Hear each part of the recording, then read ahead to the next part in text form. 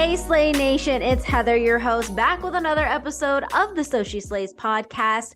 I have been itching to get this next person on our podcast. I was introduced to her through Julia Carroll. She was on our podcast a little bit ago around Mother's Day. She told me about Ruby Warrington. She's an author and publishing consultant, and we'll let her intro herself here in a second. But she wrote this book called Women Without Kids. And if you have been listening to this podcast at all, you will know that, Chauncey and myself have very drastic views on this subject. But before we get into it, Ruby, tell us a little bit about yourself. Thanks for having me, Heather. I'm British by birth. I've been based in the US for about 11, 12 years now. And my background's in journalism. And I transitioned into being an author, writing books and helping other people write books. That's what the publishing consultant piece is. About 6, 7 years ago, with the publication of my first book, Material Girl, Mystical World. That was followed by my second book, Sober Curious, which is a term that I coined, which has really helped to spearhead this global movement of people reevaluating their relationship with alcohol. And my new book, Women Without Kids, just came out. All of my books have started with a very personal, need/desire to just dive really deep into a subject that's been very much on my mind and heart. And this one, Women Without Kids, it's been something that's been following me around since I was a kid. I was born a girl, I'm a girl, and I was socialized, as all girl babies are, to believe that motherhood was in my path, was my calling, was, if anything, my biological imperative. And even from a very young age, I questioned that. So It's a question, should I become a mother? Do I want to become a mother? Why don't I want to become a mother? These are questions I've been asking myself my whole life. These are questions I have been asked by other people my whole life. And it was actually only on reaching my early 40s and looking ahead to the end of my reproductive years that I felt I had got the clarity that I needed to be able to really address this properly and to really dig deep into what my reasons have been for not having had kids. And by the way, I can tell you now, if throughout my 20s and 30s, everybody told me, you don't know what you're missing out on, you are going to regret this choice. At age 47, I have zero regrets. Who knows how I'll feel at 67, 77. For now in my life, I have no regrets. I know this has been exactly the right path. And all of that questioning was a result, I believe, of the intense societal pressure that exists for women, especially, to become mothers in our society. Oh my gosh. You just opened up a whole can of worms, and I'm so excited to join in with this. For those of you who don't know, I have always been very open about how unsure I am that children are in my future. Now, I don't exactly remember when I think I knew that I probably I'm about 75, 80% sure I do not want kids. And I'm sitting here at 34 years old, prime, childbearing era over here. And I am surrounded by people with kids. I'm surrounded by family members with children. And for the longest time, I always was just like, I don't know if I want them.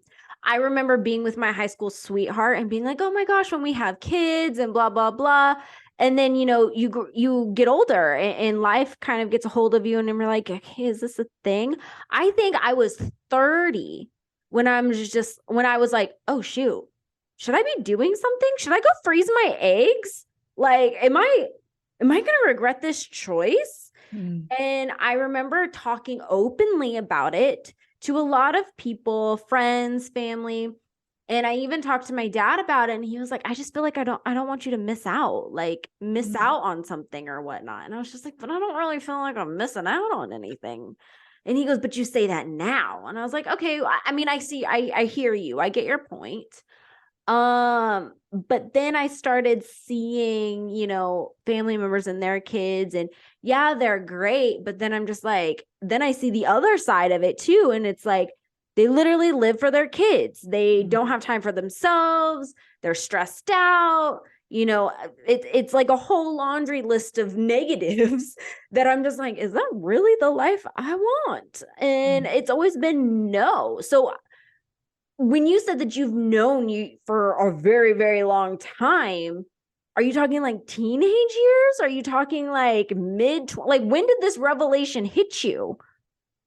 Well, first, I just want to put a pin in one thing you said, which was this whole idea about you're missing out on something when you don't have children. Yes, you're missing out on this very specific life experience of becoming a parent and producing offspring who are going to be part of your life for the rest of your days, hopefully, in an ideal world.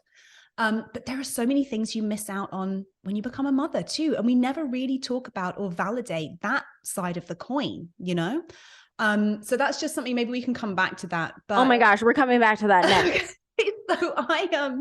So I actually remember one of the first conversations I remember having with my mother when I was about 5 years old.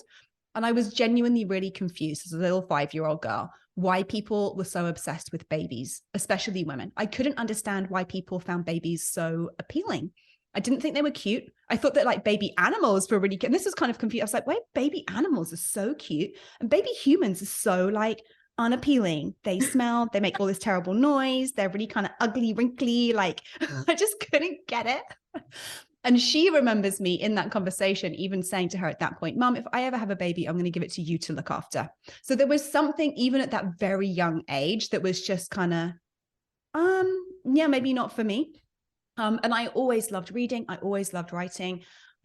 When I, sort of came through my late teens and was thinking about going to college and coming into the workplace, I was really excited about having a career in magazines and really pursuing that. It really lit me up. But whenever the conversation around motherhood, child rearing, creating a family came up, it just left me cold. Like it was just no. If I was just purely going on the feeling of like desire in my body, like desire, what do I want for myself? What's exciting me? There were so many other things that held a real charge of excitement for me. And motherhood just always was a complete flat. And so, yeah, I mean, I think it's just, I spent my 20s wanting to be a mother. I had 30 marked off in my calendar as like, that's when I'll start wanting it. That was the age that my mother had me. I was kind of thinking that's the age when we kind of like grow up. Like that's when it all starts coming together. That's when it all starts coming together, right? And then I remember even like passing my 30th birthday and being like, almost like, am I feeling it? Am I feeling that urge, that baby fever? And it was just like, not there. This was confusing and upsetting to me in a way, because I was like, oh shit, maybe there's something actually physically, biologically wrong with me or missing, I don't know if oh my God, I had that same thought. There's a movie that just came out on Hulu. It's called Clock. And it's a horror movie. And it's about exactly this situation where there's this woman, she just doesn't feel the baby fever. She doesn't feel the urge. And there's this kind of like, almost like conversion therapy center where she goes to get pumped full of hormones and have therapy and stuff to kind of get her clock to kick in. A whole other bit of a side tangent there. But yeah, this whole idea, like and this is the kind of age as well, like 30s, early 30s going through to mid 30s, when friends and colleagues all start to have babies. And actually in my magazine career, I kind of really benefited from not wanting that, because they would go off, and this is in the UK, mind you, go off on their 6-month, 9-month, 1 year long maternity leave. And I would step in and fill in for them and kind of made all these like magazine contacts and kind of got a real boost in my career at that phase. But yeah, they were all one by one, slowly kind of going off to do this thing. And I was just like, oh, is everyone going to do this then? Why have we not talked about this? And then I realized that, yeah, well, this is just kind of, so many people just do this. And for so long, I really felt like the only one. And then, like I said, it was when I kind of reached my early 40s, by which point I was living in New York, I kind of looked around and I realized that quite a few of my friends and colleagues had not had kids for many different reasons, all of them equally valid, some painful, some very kind of empowered. And this is one of the reasons I wanted to dive in and write this book. I was no longer feeling like I was the only one. I felt that actually a lot of women were beginning to question whether they wanted to be mothers. A lot of women I knew also were even having like fertility issues in their 30s and unable to have the children they wanted. And I realized that women without kids are actually no longer the anomaly. We are a minority still, but a growing minority of women. And there didn't seem like there was a real conversation about what it meant to be a woman without kids, about all the different reasons we might pursue a different path. Okay. So let's go back to what you put a pin in.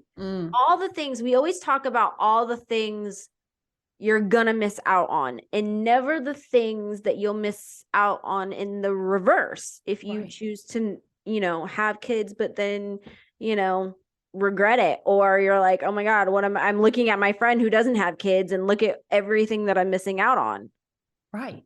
I mean, freedom to make your own schedule, to pursue the things that you want to when you're, seriously, serious. And also for anyone who is more ambitious and like really wants to make an impact in terms of their career, their creative projects, their activism, like any other pursuit literally than parenthood, unless you're an incredibly well-resourced person, unless you are wealthy, unless you have a very strong support network from kind of extended family, unless you have a very supportive employee and a very supportive partner, it's just going to be a real struggle to do it all. And I think that younger generations of women, meaning, millennials and millennials and Gen Z primarily, are kind of really shunning that idea of like having it all as being the ultimate dream. I think there's been a realization among women that actually there are a certain amount of hours in the day, I just can't do it all.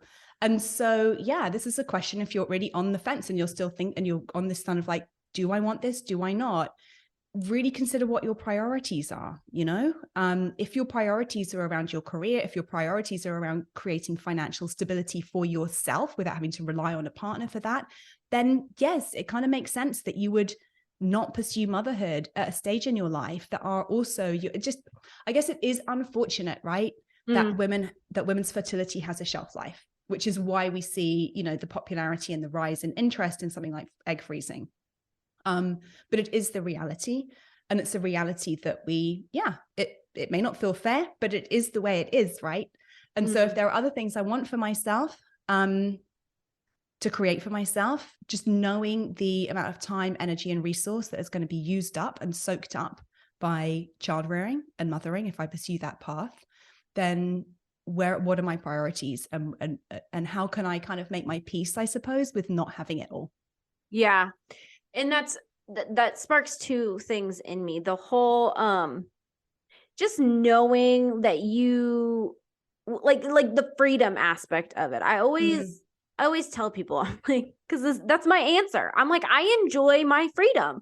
I like doing what I want to do when I want to do it. Yes. If I want to do it. Yes, same. I was like, I'm not going to feel bad about that. Good. Rock the hell out of anti-life. Yes. I adore kids. I worked with them for 10 years. Love them. They're great. I am a very privileged auntie to about, if everybody gets their wish, we're going to have like 10 nieces and nephews. Wow. So it's like, I don't feel like I'm missing out at all. I kind of feel like everybody else is procreating for me. I will have fun for a few hours. We'll go to the park or something. And then I give your kids back and I get back to my life. And I was like, to me, that is the best of both worlds, in which I don't have any of the responsibility, but I get the fun times. And, I can't tell you how many times that I see family members and the struggles and the worries and the stress that they're going through in child rearing and all that kind of stuff. And I'm just like, every single time I hear this, it's like, I have empathy for you. I'm supportive. Absolutely. I give suggestions, but in the back of my mind, and even sometimes comes out my mouth, I'm just like, you know what? You're really telling me that I made the right choice. Right. Right. I'm like, nothing about this do I envy. Right. So that kind of and some people I think do sort of get a lot out of the struggle of parenting, and they find a lot of meaning in it. And there's a lot of they think it brings that they experience it as bringing a lot of depth to their lives. And I think sometimes when people say you'll be missing out, there's this other layer of kind of depth, which isn't always comfortable or pleasurable, that I think can be found in parenthood. So in the book, the first chapter is called The Motherhood Spectrum. And it acknowledges that rather than mothering being every woman's like natural, rightful, God-given role, some of us, not least because of our basic personality, are going to be more suited to that role than others and find more pleasure, fulfillment in that role than others. And so what I hope that that does is give people permission to just really assess, like, what are all the factors, starting with my personality, to my family background, to my financial situation, to my career ambitions, to my relationship status, et cetera, to my ancestral trauma, that are going to impact how I feel about and what my experience of being a parent is, and how can I apply that information to my decisions around my procreative potential, you know? Definitely. So for somebody like you who really values your freedom, I doubt that it's coming from a deeply selfish place of like, well, fuck everybody else, I don't want any responsibilities in my life. It's probably coming, as it does for someone like me, who actually, I just feel I start to get really antsy, really angry if I feel hemmed in. I need a lot of alone time, a lot of solitude. I kind of need to be on my own schedule, not least because I'm wildly inconsistent from day to day in terms of how I feel, what I have capacity for. Knowing these things about myself, I can map that against what I know about the challenges of parenthood and go, I think I would be very, very challenged in that role. I think I would be one of those parents who was consistently tearing my hair out, on edge. I'm kind of a control freak. I'm kind of a neat freak. All of those things really stress me out. They don't stress other people out in the same kind of way. So I'm like, you go do that. I know what I need. Have fun. And it's not sound great with parenthood. Yeah. But it's like, I can absolutely relate to you on every single thing you just said, because it does come down to that. And I will say, in the rise of more women that I know, especially not wanting kids or being okay without them, like a good amount of my close girlfriends, there's some that absolutely want children. Like Chauncey, our co-founder, she wants kids. I know she wants kids. But I have other friends that are very close that are, they're either married or they're single or they're with their partner or whatnot. And they're just like, we talked about it and I don't think so. They're like, we've been married for 5 years without kids, and we kind of, we thought maybe we would, but like, if it's going to be difficult, like I have to do either infertility or he has to go through X, Y, and Z, like, why? Right. Why? We are just fine. We are just fine. We have our freedom. We'll have the money to do whatever it is that we want to go do, so on and so forth. So that really, I feel like, in at least, starting in that millennial generation and also younger, I'm finding this conversation is coming up a lot more. What I really want to get back to too is, you mentioned this in your comment earlier about not having it all, like realistically not being able to have it all. And I'm wondering now what your thoughts are on when it comes to men in this aspect, where they can have the career and they can have the family, but in how that is almost kind of shifting a little bit too, because sometimes it's the man who's picking up the traditional, female gender roles, quote unquote. So there's a little bit of shifting happening in this whole we can have it all world. What are your thoughts? Yes, there is. And I think this has been the whole project of the feminist movement, right? And particularly the women's liberation movement. Like, thinking back to your piece just very quickly there about people feeling like, you know what, I could do this, but there are other things that I might find just as fulfilling. Actually, this has been something that women have only been able to consider for the past 50 years, like in terms of kind of the mainstream. Do you know what I mean? This, having other options in terms of education, career opportunities, other paths to fulfillment, travel, whatever it might be. These options, these doorways have been traditionally closed to women in a society where the very distinct kind of male-female gender roles were: females do the birthing, the nurturing, the child rearing. They work inside the home. Males do the providing, the kind of exploring, the going out into the world and conquering. Very traditional, very old-fashioned kind of gender roles. Now, what second wave feminism and third wave feminism particularly have done is attempted to even the balance or kind of close the gap between the sexes, or the sexes, by opening some of the doorways that have always been open to men, to women. But what has taken longer and is continuing to take a while is for men to kind of feel more comfortable or know that it's actually okay for them to assume those more traditionally feminine gender roles, the caregiving roles. Now, when we think about the privileges that have been associated with masculinity, these are privileges of freedom, of autonomy, of self-determination. These are the kinds of privileges that feminism has fought for women to have. Autonomy over my body first and foremost. We are still in that fight, as we know, with the overturning of Roe v. Wade, etc. So that battle is far from won. That's a whole other can of worms, Ruby. But when privilege, when freedoms, autonomy, self-authorship are privileges, truly having a child is a loss of privilege if it means losing those things. And so we wonder why males are not going, yes, sign me up, I'll be a stay-at-home dad, because that means a loss of freedom, a loss of autonomy. So it's just kind of, we really need to start thinking about how can we privilege mothers? How can we reward and properly even, remunerate mothers for the caregiving work that they do? How can we make that work less of a drag? How can we make that work less thankless? If we really want more people to sign up and say, yes, I want to be a caregiver, I want to be a parent, how can we make parenting and caregiving more valued in society? I mean, it's a very big existential kind of question, but I think that while we're thinking about closing the kind of gap between the gender roles, it's something we really need to be thinking about. Like, why is the gendered, traditionally kind of female gendered role of caregiving and nurturing so unappealing? Why does it mean a loss of privilege, right? These are big questions to be thinking about.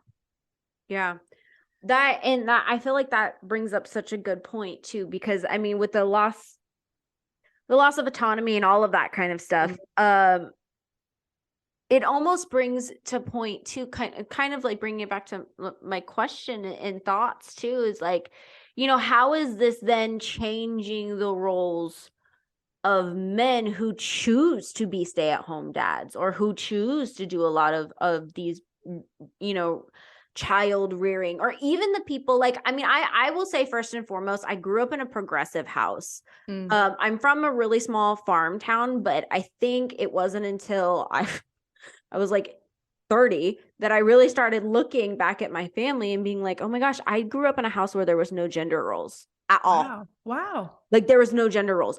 We operated on a team basis, where it's like, if you see a need, you fill a need, you pull your weight. If I have to go and do this, that means I can't do X, Y, and Z. So you have to do X, Y, and Z so that we both get what we need done. It was that type of mentality, whether it was groceries, cleaning, baby, like whatever it is. I mean, was there times where obviously my dad was more inclined to go to the mechanic if the car, started acting up? Sure, because none of us knew what the heck was happening. But he would also be, okay, well, I have to go into work early. You're going to have to take the car in. You need to tell them X, Y, and Z. And if you have questions, then you can call me. So it was a lot of see a need, feel a need type of a thing. And I'm realizing now as an adult that is not the case in majority of like houses and families and stuff. Yeah, it's quite unusual. And what kind of model did you get about being a mom then? Like, did your mom work as much as your dad? Did they equally share the kind of child rearing?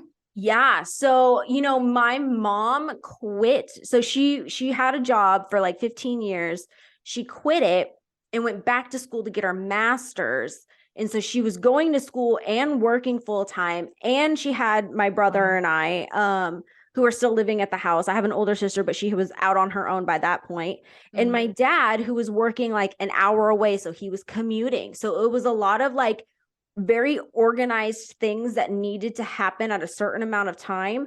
And I always tease, I was like, they raised us by, a clock and a calendar, because everything had to work like so if everybody was going to get things done. And but like my mom would take us to sports, she would be reading and doing homework while we were doing sports stuff. My dad would make it home before all of us, cook dinner, make sure dinner's on the table, like, you know what I mean? It was just like, Yes. it was like so that everything fit just so, because Yes. the main goal was like, we still had, you know, kids to raise, we still had a house to run, but she was going back to school and she was working full time. And that meant she couldn't come home and cook dinner and do this and do that or whatever. Like he had to pull some weight that he probably wasn't used to pulling beforehand. But before that decision was made, my parents, you know, told me, they're like, we talked it out, like what it would look like, you know, when I did this and all. And, you know, that's how we prepared. And she goes, you know, it wasn't until later where I was just like, man, you know, my dad's like, when we were younger, we would have chores, but he would be doing the cleaning and my mom would be doing, you know, some laundry and so on. So like it was very much shared across the board.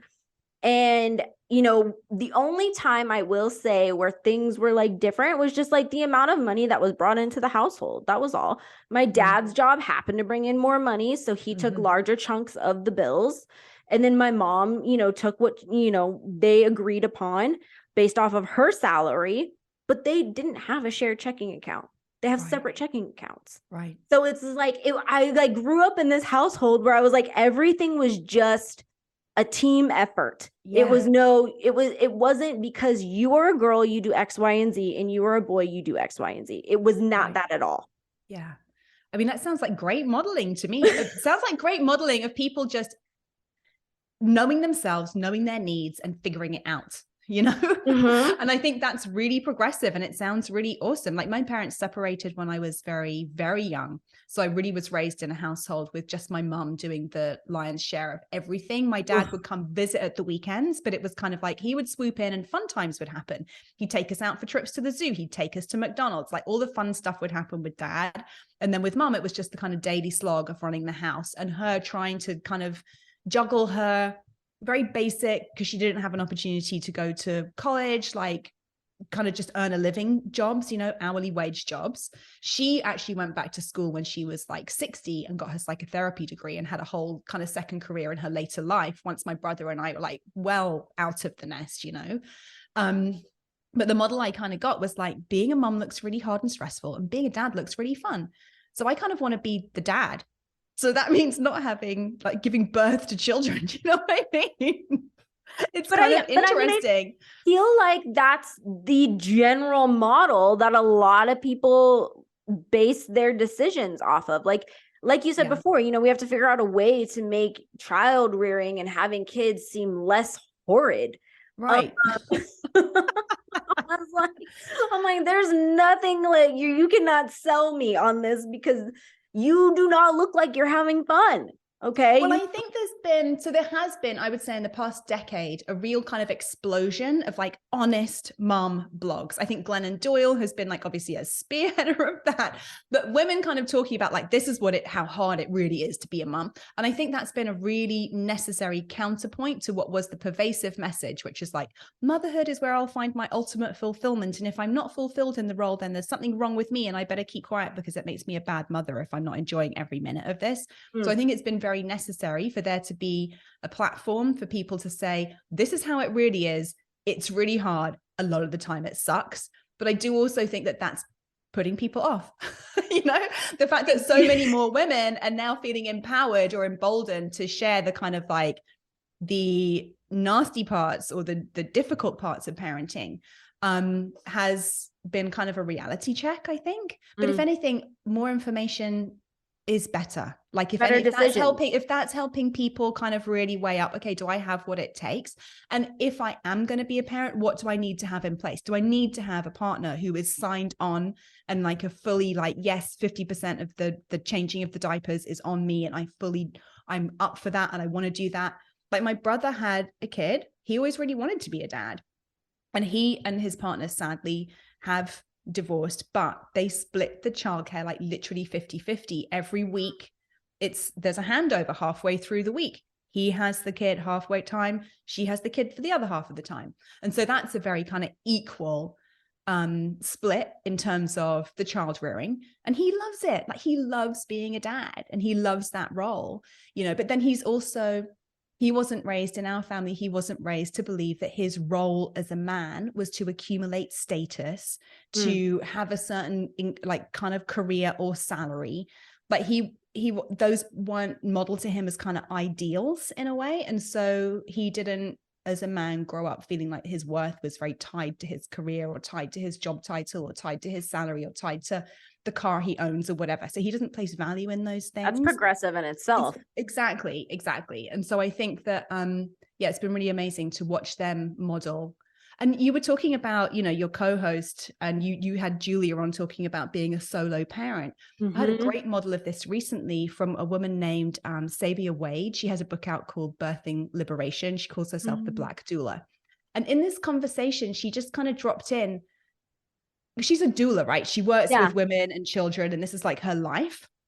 She kind of dropped in like, oh yeah, I never had any desire to have biological children, but I co-parent 2 children with my friend. And I was like, you what? That sounds kind of amazing. That is the thing. Like, why not? Why not? If you want to be a parent, or you're having trouble finding the right kind of quote unquote romantic partner to have children with, the technology now exists for people to be solo parents and to have biological children if that's what they want. Why not enlist a friend or friends to help you in the raising of those children? Why not? I think this century we're going to see some really, really progressive and diverse conversations about what it means to actually make a family. And like you kind of modeled by talking about your family, what are the actual needs of everybody involved? Like, if we took away traditional gender roles and we took away how it should look, what do we actually need to make this work? And what are all the different resources we have that we could call on to kind of make this family situation work, you know? I definitely think that that's a topic too, where it's like, I feel like the quote unquote traditional family is very much getting a revamp, a remix in itself. Yeah. Because it's a thing, and blended families are now so much more. I mean, I come from a blended family. So it's very much a real life thing for me. And I honestly see all the amazing qualities that brings. I do not see negative qualities at all in having blended family. I just don't. I've lived it my entire life. I do not see one negative aspect of it at all.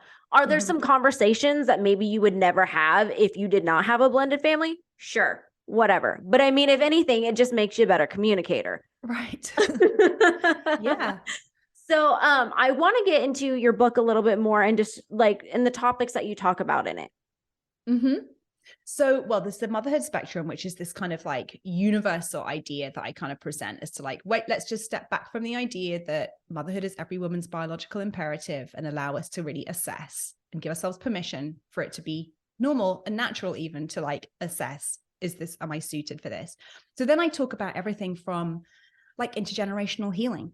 The concept that actually, when I don't have children, something is ending with me. Something in my lineage is coming to a stop. So what do I know, or what could I learn about the women and the mothers in my family and what their experiences have been, that I could actually maybe think about my decision not to have children as a way of kind of bringing a stop to that in my lifetime, any kind of suffering that the women in my lineage might have experienced. So that's kind of a deeper part of exploration that people might be interested in. I look at just in general kind of the role of feminism in determining what different avenues are available to us as women, and how we should be celebrating that, you know, rather than trying to keep women in this box, this mother-shaped box, you know. I talk about, okay, this is a kind of an edgy one. So I describe myself as being almost a-reproductive, the way that some people describe themselves as being asexual. Right? Zero desire. That area of life just holds no interest for me. I can actually kind of relate to that as almost like a sexual orientation. If we think about how our reproductive capacity is obviously incredibly deeply linked to our sexuality, could no desire for children almost be a kind of sexual orientation. That's a bit more out there idea that I present as kind of discuss in the book as well. You know. Okay. I talk about this concept of not having it all, of how it's unrealistic, and how to really determine like what kind of a life we do want, and what sort of choices we can be making to kind of like move towards that life. I talk in depth about the lapsed societal duty of care towards mothers and families. Like we saw just this week, you know, it's a few weeks ago considering when the episode's going to be out, but just this week, Elon Musk slashed paid leave at Twitter from 20 weeks to 2 weeks. This is somebody who is out there consistently talking about the dangers of population collapse and how women need to be having more children and how selfish it is not to be having children. And here is someone who now is just, making it even harder for women to square their need for financial stability and support from their employer with the actual realities of their job. So I go at depth into kind of this duty of care that we have towards mothers and children and families, which is not being met by so many industries. And you want to add more on top of that is the rising cost of childcare. Oh, exactly. Completely. So I'm like, again, you are not painting this very great picture. You are painting a picture full of, not only am I stressing to raise another child, but I'm stressing on how the heck I'm going to take care of this child. Like how you want me to have kids, but I can't afford it. Because I'm not barely afford to look after myself. Like, I'm not even able to support myself, or it's like I'm hanging on by a hair over here. So you want to add an infant into this, and then you're going to add all of like the diapers and the food and the care. I'm like, oh my gosh, with no consideration for the impact on that child of being raised by a mother or parents who are severely stressed financially. Like financial stress is one of the number one causes of suicide in this country. It's not to say that people are selfish or greedy for like, I don't know, wanting to have a little bit more than enough in their bank account and not be living check to check. It's just completely inhumane. Like the reality is it's very expensive to raise a child, and the cost of living crisis is really not helping that. I talk about found families and different ways to think about family when we don't have children, and the importance of that for women without kids. I talk about the importance of kind of inner child healing work, mothering ourselves, inner parenting, these sorts of conversations, to go on the more kind of like healing tip. And then I talk finally about legacy, the idea about like, what are we actually leaving behind when we don't have children? How can we start living our lives super intentionally today? How can we start really thinking about every choice that we make and every action that we make as a way of like leaving legacy as well? Like we think about legacy, and I don't know if you've got this from your family, but I've definitely heard, you know, people whose parents, even grandparents, are like, but what about the family line? Like you can't, it's selfish not to continue the line. What about like, you know, it can't just end with you. But and so this whole kind of idea around legacy and what am I leaving and how can I make my life count? Just more expansive ideas about that. And then I suppose, you know, finally, the climate change piece. And I know for younger generations, especially, the question about the kind of a world that I'm potentially bringing my children into is a really, really big concern that I just don't think is taken seriously by older politicians and quote unquote captains of industry, especially. And I think there is a whole cohort of younger women who are basically saying, not necessarily directly or overtly, but with their actions, until governments are prepared to take consolidated and serious and fast action on carbon emissions, I am not going to bring a child into this planet. It's just not safe. And so that's a very real concern that I think will become a lot louder and hopefully will be taken more seriously as, again, we move forward through the coming decades.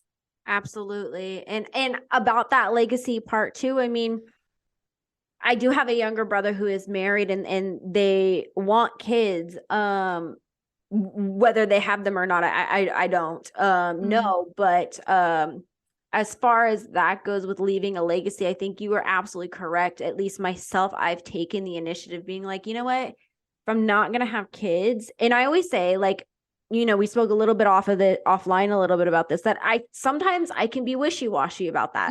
But I always talk to, like, if I'm dating somebody, I'm like, if you know for a fact you want children, do not come to me. I'm like, because I don't know. some days yes, some days no. There are more no's than there are yeses. So if you know for sure that's what you want, I am the wrong person.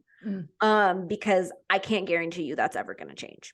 Right. So there's like that, like there's that aspect of like the not having kids too. Like for women, sometimes you're just like, I don't know. It's okay if you don't know. I mean, the older I get, the more I start realizing more about who I am as a person and what I want to do in life and what I need as a person, that there's a reason why there's more no's than yeses. And I think sometimes that kind of comes with age and getting to know yourself and experience and all that kind of stuff. So there is that like room of limbo where you're just like, I don't really know. And that is fine. What I will say about legacy is that I have become very intentional about the way I live and what type of systems I put in place, what type of advice, what type of things I do. What am I going to be able to do that will then help other people, will, you know, so on and so forth. The legacy still remains intact. It's just not withheld in a person. Right. It's not about you putting your genetic imprint into another human being and sort of quote unquote living on in them in that way. And I sometimes feel like this question of like, who will survive you after you're gone actually comes from a fear of death. It comes from this fear of like, when I'm gone, oh my God, then what, you know? And I think that for some people having a child kind of softens that fear of just not being here anymore and the world going on without me once I've gone, you know? And so I think, again, that's quite another deep existential, but we're talking about, you know, the future of the human race.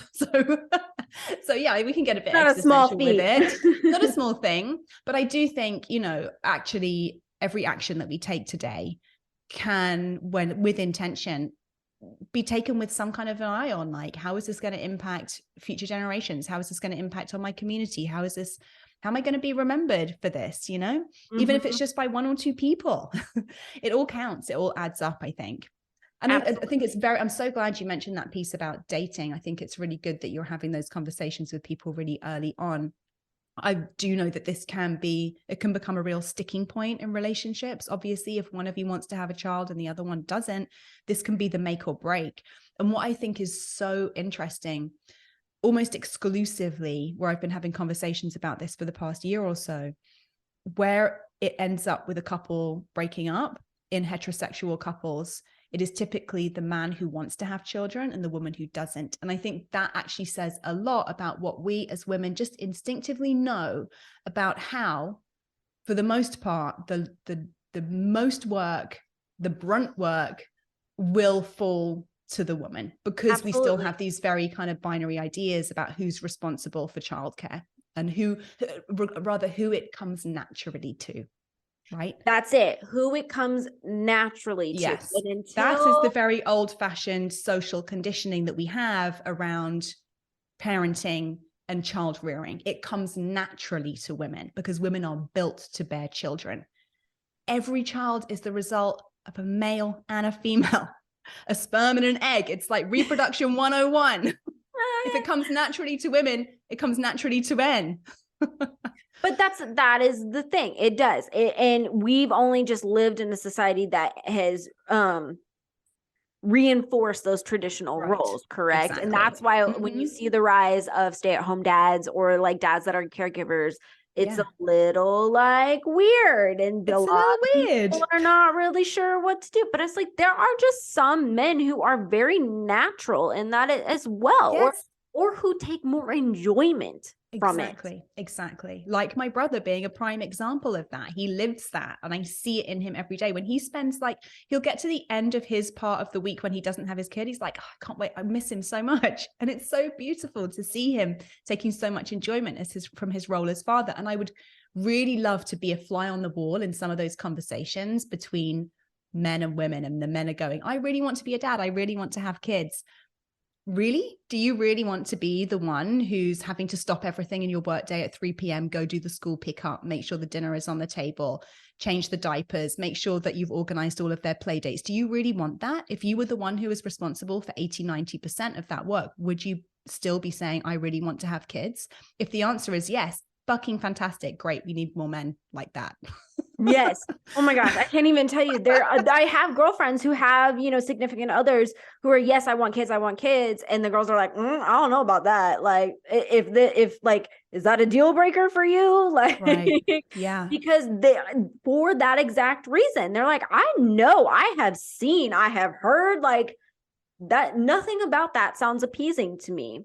Right. Or I just know how much I am going to have to sacrifice of my own dreams, desires, freedom, autonomy in order to do this thing. If you, potential partner, are prepared to make that same level of sacrifice as it sounds like your dad was, then great. Maybe we can talk about it. But until we're really on the same page about what actually entails in material, real world, everyday terms of like how our time and money and energy is spent, then yeah. Yep. No, agreed. Oh my gosh, Ruby. Okay. Where can people follow you, find you, buy your book, so on? So the book is Women Without Kids, The Revolutionary Rise of an Unsung Sisterhood is the subhead, which I kind of love. And that's wherever you can buy books, hopefully, if my publisher's doing their job. And I'm fairly active at the moment on Instagram at Ruby Warrington. So you can find me kind of posting updates and talking about this subject there as well. Perfect. Thank you so much for joining us. I've had an amazing time on this podcast. Love talking about this stuff. Until next time, Slay Nation, we'll catch you later.